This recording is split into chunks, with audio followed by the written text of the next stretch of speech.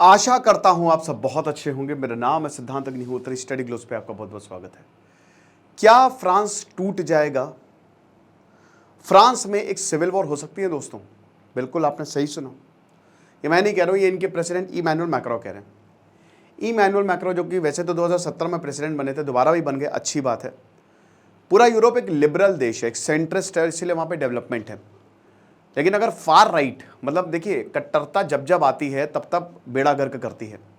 भारत में बीजेपी भी राइटिस्ट, वो राइट फार राइट नहीं है, राइटिस्ट है। राइटिस्ट लेफ्टिस्ट हो सकते हो आप, लेकिन अगर फार राइट होना, फार लेफ्ट, ये बहुत डेंजरस होता है, क्योंकि आप एक दूसरे को मरने मारने को उतारू हो जाओगे।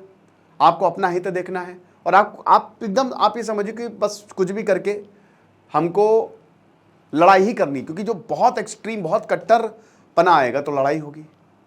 यूरोप में इस समय यही हो रहा है, फार राइट पार्टीज का उदय। अगर मरीन लापेन आ गई, जो कि इलेक्शन अभी होने वाले हैं, मैनुअल मैक्रों, और अगर मरीन लापेन कहीं आ गई तो दिक्कत हो सकती है गुरु। 2022 में चुन के आए थे, बोला कि 2 साल में इलेक्शन करवा दी इन्होंने। क्यों करवाया मुझे नहीं पता। कह रहे कि नहीं पॉपुलैरिटी देखेंगे, बहुत बदतमीजी हो रही है ना, अभी देखते हैं कि कौन किसका बाप है। दोबारा लोग हम मुझे चुन के भेजेंगे। हो सकता है खुद ही स्टेप डाउन करना चाह रहे हो, क्योंकि हालात फ्रांस के बहुत बुरे हैं।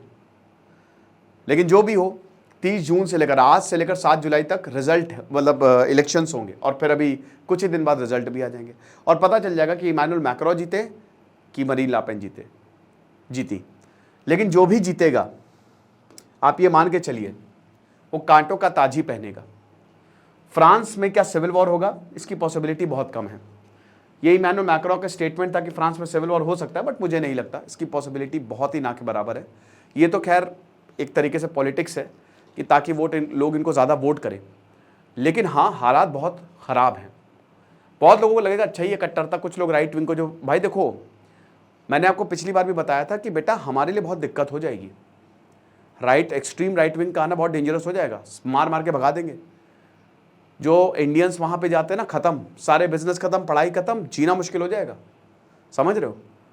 बहुत डेंजरस होगा ये भारत के लिए। अभी फ्रांस और भारत के रिलेशन बहुत अच्छे हैं। हम क्रांति लेके आए भाई आपके लिए। अगले 3 दिन तक यूपीएससी सेल है। 10,000 में सिर्फ हमने यूपीएससी कोर्स निकाला है। आप विश्वास करेंगे? 10,000। तो आप ये समझिए कि 1 साल की वैलिडिटी है। लक्ष्य बैच, इस बैच को आप ज्वाइन करें। पर्सनल गाइडेंस मेरी रहती ही है। सारे टीचर्स इंडिविजुअली बच्चों से कनेक्ट रहते हैं। कॉपी चेक होती है। 15 जुलाई से लाइव क्लासेस शुरू होंगी। Answer writing, mains answer writing की recorded, live and recorded lectures हैं। तो इसको मिस ना करें, क्योंकि जो क्वालिटी हम देते हैं ना, मतलब वही बोलते हैं कि सर इतना सस्ता आप कैसे दे रहे हो, ये तो इम्पॉसिबल है, बट जो है सो है। तो कोर्स को आप अवेल कर सकते हैं। हमारी ऐप को डाउनलोड करें, study gloss app, description box में लिंक दिया है। तो क्या फ्रांस के जो इलेक्शन हैं, जीएस पेपर 2 के लिए बहुत इंपॉर्टेंट है। वैसे ये दिक्कत करेंगे। देखिए फ्रांस के जो इलेक्शन हो रहे हैं अभी, देखिए यूरोपियन पार्लियामेंट के इलेक्शन हो, उसमें जीत गई भैया जॉर्जिया मेलोनी, वो चुन के आ गई। और जॉर्जिया मेलोनी की ताकत है वहाँ पर। अब यूरोपियन पार्लियामेंट पूरे यूरोप के लिए देखती है, पूरे यूरोप को, लेकिन फ्रांस में जो इलेक्शन है खाली फ्रांस को देखेगी। और फ्रांस का एक इतिहास रहा है कि यहाँ पे इलेक्शन कभी, मतलब देखिए कभी क्या, हमेशा वैसे अच्छे से ही हो जाते हैं, लेकिन फ्रांस का इतिहास बड़ा डेंजरस ही रहा है। फ्रेंच रेवोल्यूशन 1789 में यहाँ से ही क्रांति आई, और उसके बाद पूरी दुनिया में रेवोल्यूशन आया। धर्म से परेशान हो गए थे, बल्कि भैया रहने दो। लेकिन अभी जो फार राइट पार्टीज है ना, वो वही कह रहे हैं कि पुराना समय अच्छा था, पुराने समय में जो होता था बढ़िया है। लेकिन यहाँ पे एक और चीज़ है। देखिए अगर लोग खुश होंगे ना, सब चंगा सी, लोग खुश होंगे, सब चंगा सी। अब लोग खुश है नहीं।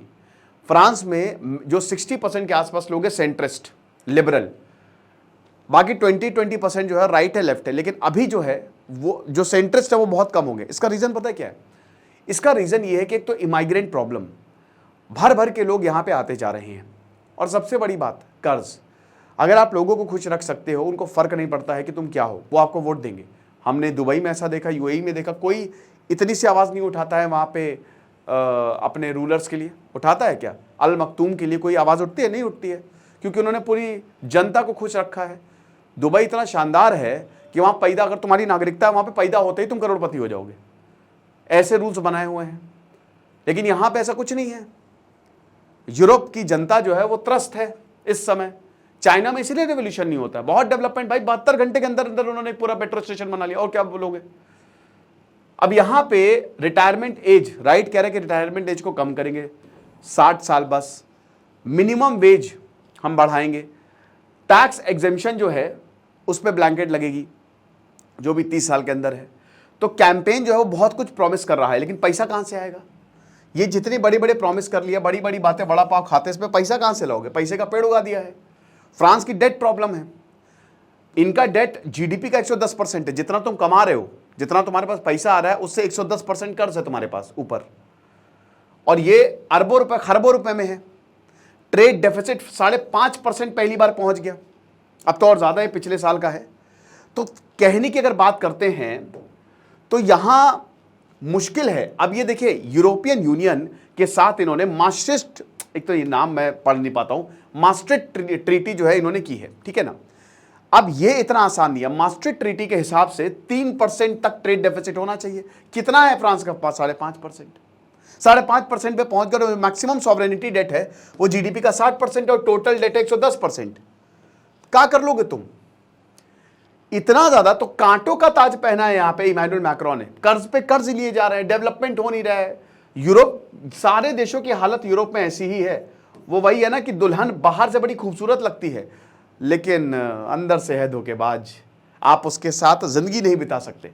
फ्रांस के यही हाल है, यूरोप के यही हाल है कि बाहर से तो बहुत खूबसूरत है, यूरोप चलो यूरोप चलो, लेकिन अंदर से बिल्कुल खोखला हो चुका है फ्रांस, यूरोप और फ्रांस एज वेल। समझ रहे हो? यूरोजोन की पूरी एक क्राइसिस है। तो अभी यहां पे जो कैंपेन की जा रही है, ठीक है, फार राइट द्वारा। अब फार राइट यही आपको बहुत बढ़िया, हिटलर ऐसे ऐसे सपने दिखाता था कि जर्मनी को हम इतना महान बना देंगे कि अगले 1000 सालों तक तुम्हारा साम्राज्य रहेगा। ऐसे ऐसे सपने दिखाता था। क्या हुआ? सब खत्म हो गया। जर्मनी उभरे ही नहीं, 50 साल लग गए, उसको बर्बाद कर दिया था, एक दीवार खड़ी कर दी, जर्मनी को बांट दिया। और फार राइट भी यही वादे कर रहा है। फार राइट और फार लेफ्ट क्या कर रहे हैं? कह रहे कि 20 मिलियन यूरो जो है हम दे देंगे। कैसे दोगे?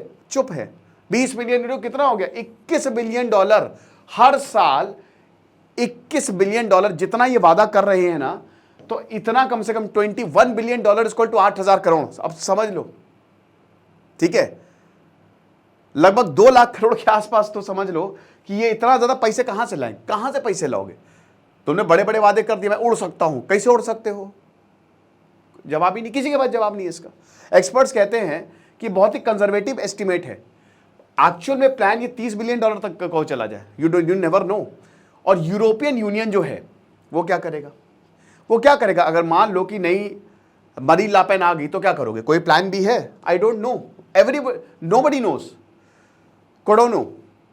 इंडियन एक्सप्रेस का ये आर्टिकल है, वैसे मैं आपको बता दूं, बहुत अच्छे से उन्होंने, जो कि इटली में काम कर चुके हैं, मिनिस्ट्री ऑफ फाइनेंस में ये काम किए। अभी ये लंदन में रहते हैं और मैक्रो इकोनॉमिक एडवाइजर हैं इंस्टीट्यूशनल इन्वेस्टर्स के लिए। उन्होंने बोला है कि 2023 में इटली की भी सेम हालत थी।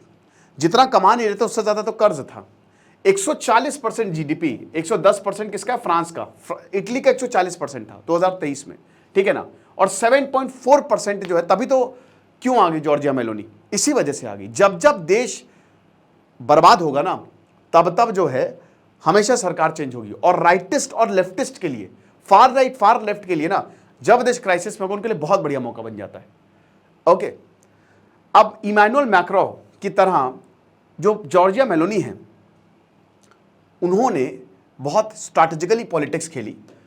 और जिस तरीके से इमैनुअल मैक्रो की गद्दी खतरे में है, वैसे जॉर्जिया मेलोनी की खतरे में नहीं।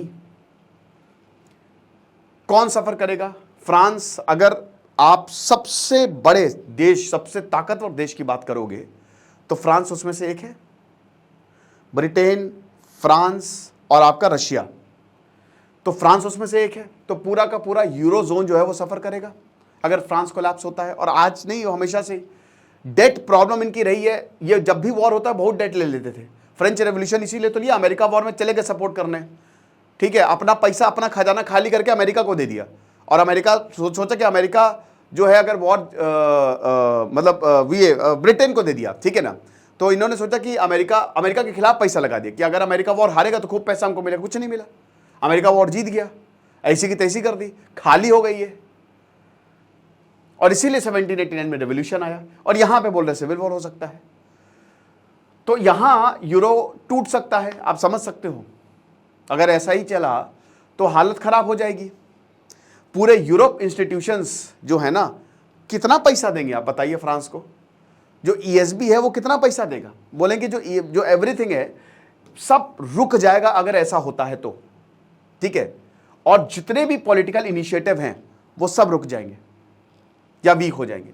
तो एक बहुत बड़ी प्रॉब्लम, क्योंकि अमेरिका और चाइना का ऑलरेडी ट्रेड वॉर चल रहा है। अब ये बोल रहे वैसे तो एंटर करने वाले, बट ये ऑलरेडी ट्रेड वॉर चल रहा है। यूरोपियन, इधर यूक्रेन और रशिया, अब फ्रांस भी यूक्रेन और रशिया में इन्वॉल्व तो है ही, ऐसा तो है नहीं। जो राइटिस्ट कह रहे हैं कि रशिया को सपोर्ट कर रहे हैं, क्या है यूक्रेन का पैसा, जो लेफ्टिस्ट कह रहे हैं नहीं यूक्रेन को पैसा दो। यूक्रेन रशिया की वजह से पूरा यूरोप सफर कर रहा है, ये चीज है। अब कोरोना वायरस एपिडेमिक की अगर बात करें तो जो ट्रीटी का क्राइटेरिया था उसमें जो बहुत ही स्ट्रिक्ट पैरामीटर्स थे उसमें थोड़ी सी ईज किया गया, मतलब थोड़ा सा उसको फ्लेक्सिबल बनाया गया। क्योंकि कोविड में अगर आप इतना टफ चीजें लगा देते, क्योंकि भाई यूरोप में अच्छा खासा पैसा तो टैक्स वहां पे ज्यादा है, सरकार उतना करती भी है फिर आपके लिए, ठीक है। भारत में बड़ी प्रॉब्लम कि हम टैक्स देते हैं बट सरकार उतना देती नहीं है हमको। अच्छा छोड़िए, अच्छा रहने दीजिए। तो वहां पे ज्यादा फ्लेक्सिबल इकोनॉमिक पॉलिसी आपको यूरोजोन में देखने को मिली, ठीक है, पूरे यूरोजोन में ही आपको देखने को मिली कि भाई पैसा देना पड़ेगा, सरकार ने पैसा दिया। अभी लेटेस्ट फ्रेमवर्क अगर बताते हैं, ये 30 अप्रैल 2024 में that will come into effect, आ चुका है वैसे। तो यहां लिमिट्स है, डेट पे, कर्ज पे भी लिमिट्स रख दी गई है, डेफिसिट्स पे लिमिट रख दी गई है। नया फ्रेमवर्क जो है वो ज्यादा फ्लेक्सिबिलिटी, अगर फाइनेंस की बात करें, भाई जाहिर सी बात है कि देखिए अगर आप डेट पे लिमिट रख दोगे तो अच्छी बात है।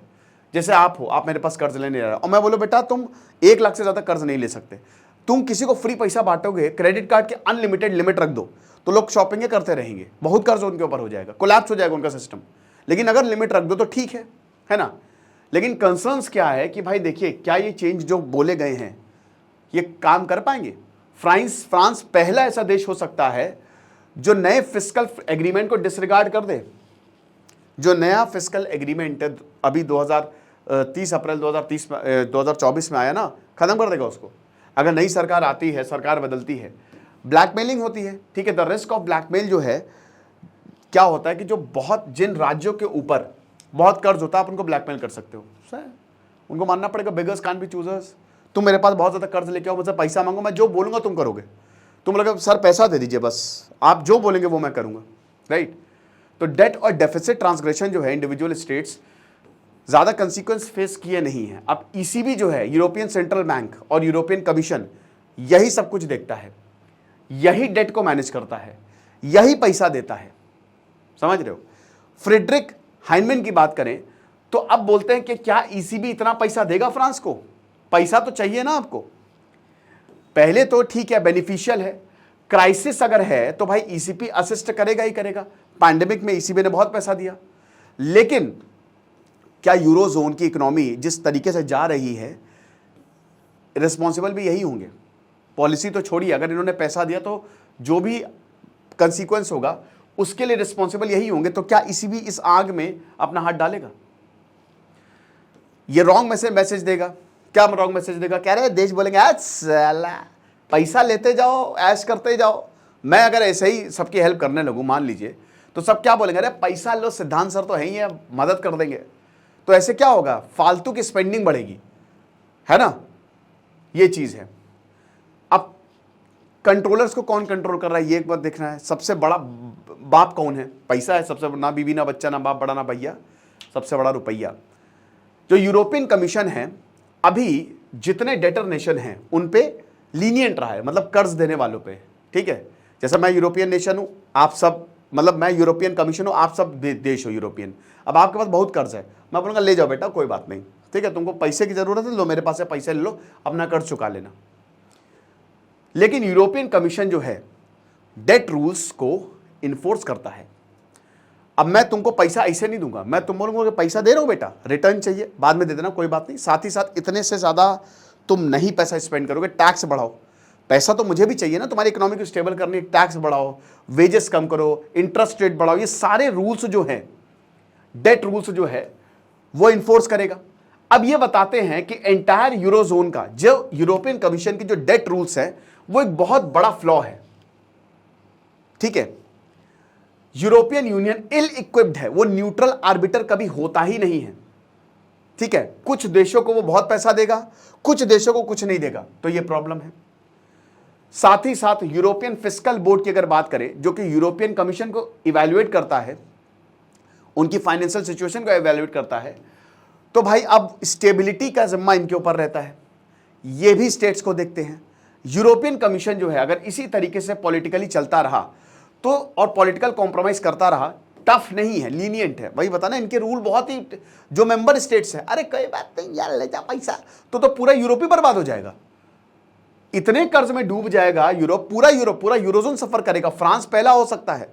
तो इसीलिए, और जब इतना ज्यादा अगर मान लीजिए जब पैसा नहीं होगा तो प्रॉब्लम पता है क्या होगी, सच में वॉर हो जाएगा, civil war. There is a big possibility. Voters कह रहे हम वोट करेंगे, लेकिन हम वोट करेंगे इसलिए, इनके लिए वोट नहीं करेंगे, हम इसलिए वोट करेंगे कि नॉर्दर्न यूरोप से पैसा आए खूब सारा। ये एक डिजास्टरस साबित हो सकता है, डिजास्टरस डिसीजन। तो इसीलिए यूरोप एक बहुत बड़े खतरे में है, और उस खतरे का जो मेन लीडर है, इंजन है, वो एक फ्रांस है। फ्रांस एक ऐसी पटरी पे जा रहा है, एक ऐसी उसकी ट्रेन, एक, क्योंकि फ्रांस जो है वो इंजन है, और बाकी जो डिब्बे हैं ना वो बाकी के यूरोपियन देश है। तो वो एक ऐसी पटरी पे जा रहा है जिसका कोई अंत नहीं हो, पता नहीं उसको कहां ले जाएगी। तो देखेंगे। बाकी आप हमारे कोर्स को जरूर अवेल करें, आपको मजा आ जाएगी। खुश रहिए, पढ़ते रहिए। दिस इज सिद्धांत अग्निहोत्री साइनिंग ऑफ।